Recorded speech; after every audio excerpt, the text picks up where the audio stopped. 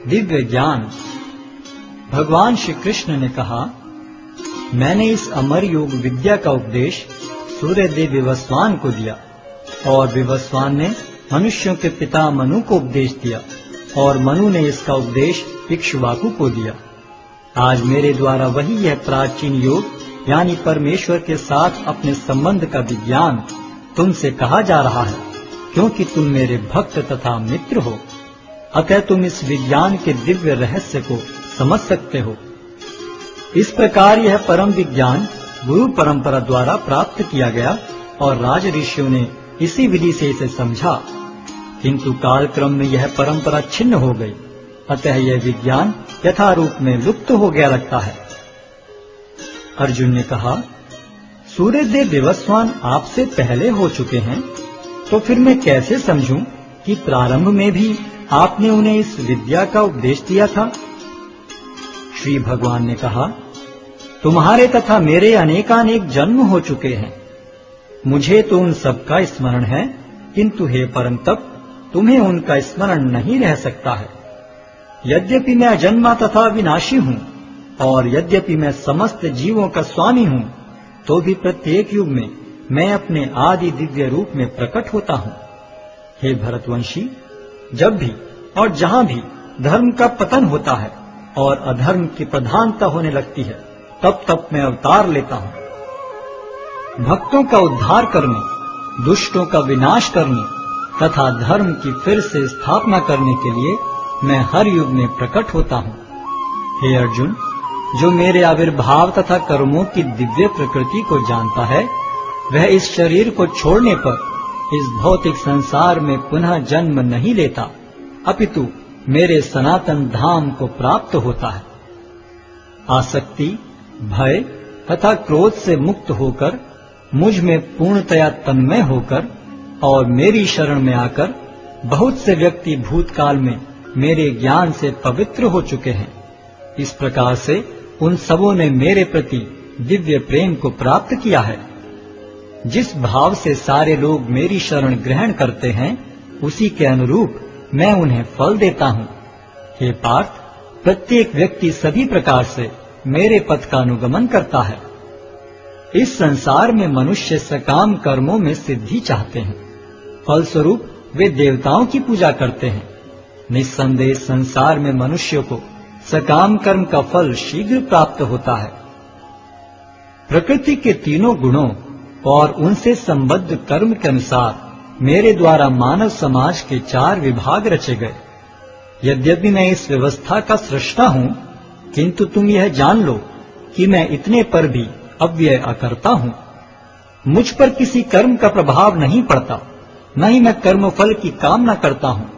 जो मेरे संबंध में सत्य को जानता है, वह भी कर्मों के फल के पाश में नहीं बंधता। प्राचीन काल में समस्त मुक्त आत्माओं ने मेरी दिव्य प्रकृति को जान करके ही कर्म किया। अतः तुम्हें चाहिए कि उनके पद चिन्हों का अनुसरण करते हुए अपने कर्तव्य का पालन करो। कर्म क्या है और अकर्म क्या है, इसे निश्चित करने में बुद्धिमान व्यक्ति भी मोहग्रस्त हो जाते हैं। अतः मैं तुमको बताऊंगा कि कर्म क्या है, जिसे जानकर तुम सारे अशुभ से मुक्त हो सकोगे। कर्म की बारीकियों को समझना अत्यंत कठिन है। अतः मनुष्य को चाहिए कि वह यह ठीक से जाने कि कर्म क्या है, विकर्म क्या है और अकर्म क्या है। जो मनुष्य कर्म में अकर्म और अकर्म में कर्म देखता है, वह सभी मनुष्यों में बुद्धिमान है और सब प्रकार के कर्मों में प्रवृत्त रहकर भी दिव्य स्थिति में रहता है। जिस व्यक्ति का प्रत्येक प्रयास इंद्रिय तृप्ति की कामना से रहित होता है, उसे पूर्ण ज्ञानी समझा जाता है। उसे ही साधु पुरुष ऐसा करता कहते हैं, जिसने पूर्ण ज्ञान की अग्नि से कर्म फलों को भस्मसात कर दिया है। अपने कर्म फलों की सारी आसक्ति को त्याग कर सदैव संतुष्ट तथा स्वतंत्र रहकर वह सभी प्रकार के कार्यों में व्यस्त रहकर भी कोई सकाम कर्म नहीं करता। ऐसा ज्ञानी पुरुष पूर्ण रूप से संयमित मन तथा बुद्धि से कार्य करता है, अपनी संपत्ति के सारे स्वामित्व को त्याग देता है और केवल शरीर निर्वाह के लिए कर्म करता है। इस तरह कार्य करता हुआ वह पाप रूपी फलों से प्रभावित नहीं होता है। जो स्वतः होने वाले लाभ से संतुष्ट रहता है, जो द्वंद्व से मुक्त है और ईर्ष्या नहीं करता, जो सफलता तथा असफलता दोनों में स्थिर रहता है, वह कर्म करता हुआ भी कभी बंधता नहीं। जो पुरुष प्रकृति के गुणों के प्रति अनासक्त है और जो दिव्य ज्ञान में पूर्णतया स्थित है, उसके सारे कर्म ब्रह्म में लीन हो जाते हैं। जो व्यक्ति कृष्ण भावनामृत में पूर्णतया लीन रहता है, उसे अपने आध्यात्मिक कर्मों के योगदान के कारण अवश्य ही भगवत धाम की प्राप्ति होती है, क्योंकि उसमें हवन आध्यात्मिक होता है और हवि भी आध्यात्मिक होती है। कुछ योगी विभिन्न प्रकार के यज्ञों द्वारा देवताओं की भली भांति पूजा करते हैं और कुछ परब्रह्म रूपी अग्नि में आहुति डालते हैं। इनमें से कुछ विशुद्ध ब्रह्मचारी श्रवणादि क्रियाओं तथा इंद्रियों को मन के नियंत्रण रूपी अग्नि में स्वाहा कर देते हैं, तो दूसरे लोग इंद्रिय विषयों को इंद्रियों की अग्नि में स्वाहा कर देते हैं। दूसरे जो मन तथा इंद्रियों को वश में करके आत्म साक्षात्कार करना चाहते हैं, संपूर्ण इंद्रियों तथा प्राण वायु के कार्यों को संयमित मन रूपी अग्नि में आहुति कर देते हैं।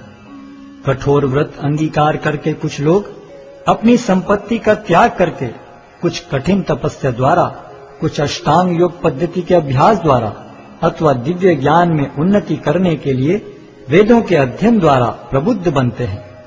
अन्य लोग भी हैं जो समाधि में रहने के लिए श्वास को रोके रहते हैं। वे अपान में प्राण को और प्राण में अपान को रोकने का अभ्यास करते हैं और अंत में प्राण अपान को रोककर समाधि में रहते हैं। अन्य योगी कम भोजन करके प्राण की प्राण में ही आहुति देते हैं। ये सभी यज्ञ करने वाले यज्ञों का अर्थ जानने के कारण पाप कर्मों से मुक्त हो जाते हैं और यज्ञों के फल रूपी अमृत को चखकर परम दिव्य आकाश की ओर बढ़ते जाते हैं।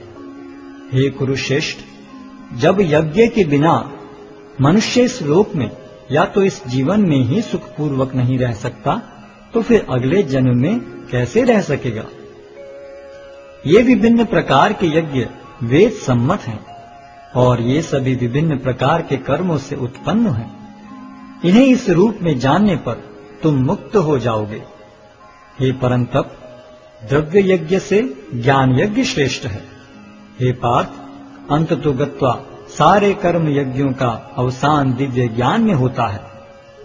तुम गुरु के पास जाकर सत्य को जानने का प्रयास करो, उनसे विनीत होकर जिज्ञासा करो और उनकी सेवा करो।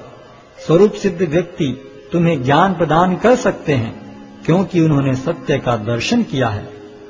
स्वरूप सिद्ध व्यक्ति से वास्तविक ज्ञान प्राप्त कर चुकने पर तुम पुनः कभी ऐसे मोह को प्राप्त नहीं होगे, क्योंकि इस ज्ञान के द्वारा तुम देख सकोगे कि सभी जीव परमात्मा के अंश स्वरूप हैं, अर्थात वे सब मेरे हैं।